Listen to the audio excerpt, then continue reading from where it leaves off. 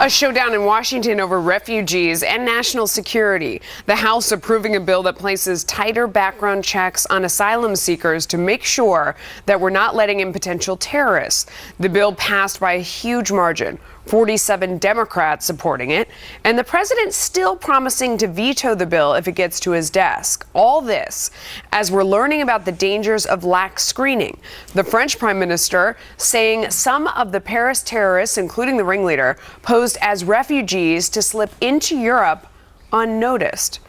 Tucker, let me ask you, the other side of this argument says, look, it takes a year and a half to 2 years. People are screened elsewhere before they're able to come here as refugees. It's not the same situation as it is in Europe, right, where they're flooding over the border and they're immediately. What's your take? That's probably right. But Europe's not having terror problems because of refugees, actually. Europe's having terror problems because of 50 years of its immigration policy.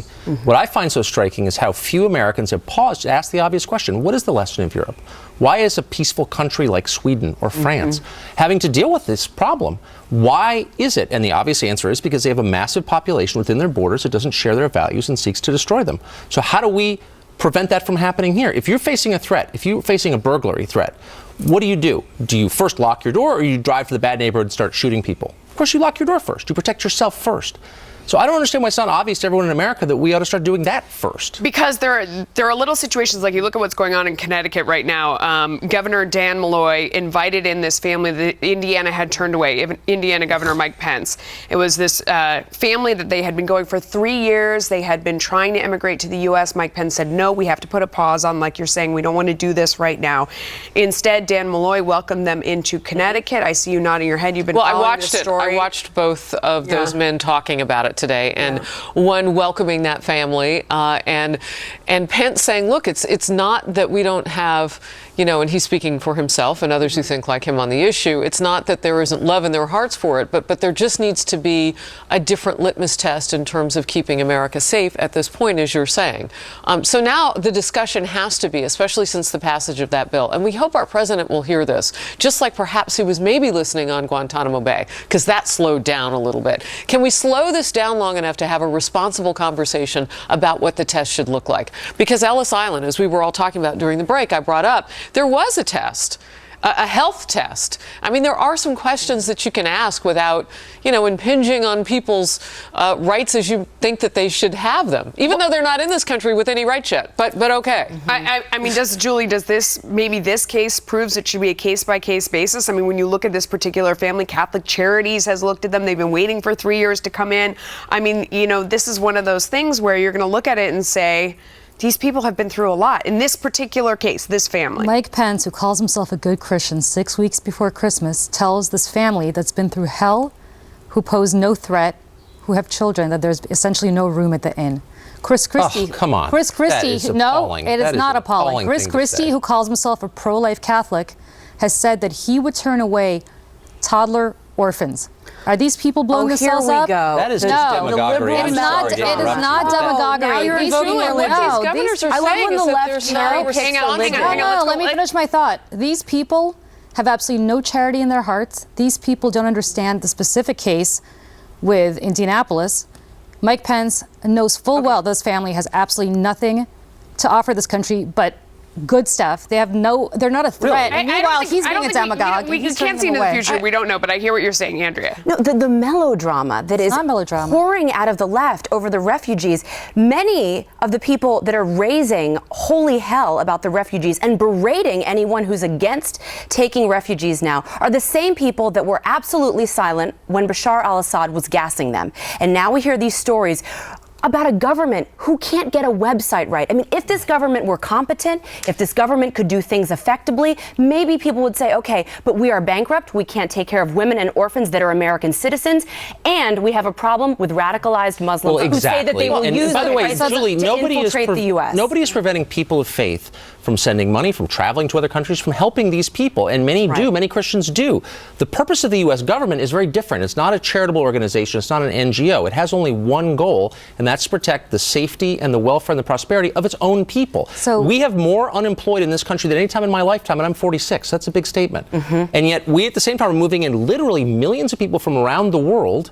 Not just the 10,000 Syrians, but there are many desperate people, billions in this world. But our obligation, our government's obligation, is to its own people, and it has failed them. So you want to stop all legal immigration? Absolutely. So people like Andrew's father, people like me, who came here you look legally? at it. No, I'm talking about not 100 years ago or 50 years ago or 20. I'm talking about 2015. You look into the faces of the tens of millions of unemployed in this country and say, I'm bringing in new people. How does that help you? You have to answer that question. You're not even trying. So during the Great Depression, when we had a tremendous amount of unemployed, you're telling me that Jews fleeing Nazi 80 Germany years ago, and that was a different country. And I'll tell you, look, to compare that and to throw the herring of tell certain people There's not a herring. That is, yes, it is. Why? I'm talking about right now, and the question stands before you. What do you say to the people who are not being served by this economy in this country right now when you bring in workers to replace them? Tucker, you know what I think to say? Can I answer my question? If you look back at Nazi Germany, I think the thing that we could have done to help Jews at that time would be to wipe out the Nazis sooner, to move in on Hitler sooner. If you look at where these people are fleeing from, maybe the most effective thing we can do is stop them from being murdered at home to try and help in that situation so they're not all on the run. Well, that's a long-term strategy, but there are people right now who are literally dying, who are literally But we can't take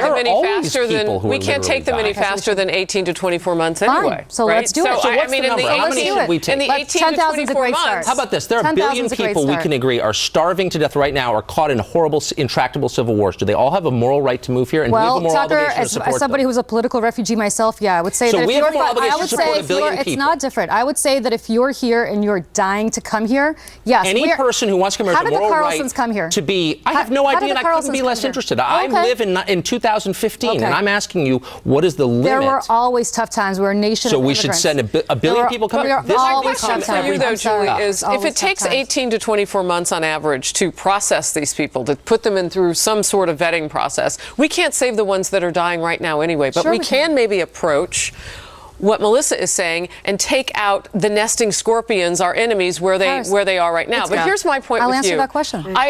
I encourage you to go back and listen to Pence and some of the others. I have. I feel like you may have put a few words in their mouths. I have. You might want to go back and listen. Okay, we got to go. We got to go.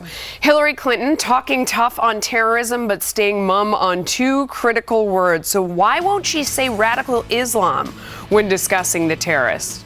First part of her speech was pretty smart, I thought. But you get to the meat of it, we're going to fight ISIS. But by the way, we're also going to work against the two other forces fighting ISIS, Russia and the Assad regime. Yeah, how do you do that? So if our goal is to fight ISIS, why wouldn't we make common cause with others doing the same thing? Yeah. No one has explained. And by the way, she's not alone in this. I have to be honest. There are a lot of Republicans who take the same position, and it doesn't make sense. It's internally contradicted. It's not very smart. We're going to agree on this, but please, Julie, take us into the mind of the hawkish liberal, which is a very scary place, as Tucker just outlined. I mean, the progressive hawkish liberal, the one that wants to sort of promote democracy and put boots on the ground, but also won't really fight the enemy here at home. I think they're kind of called neocons, right? Those people who used to be liberals and then became huge hawks that want to export democracy abroad. Look, this is what I would love from anybody, including Secretary Clinton. I was kind of disgusted when I watched that speech.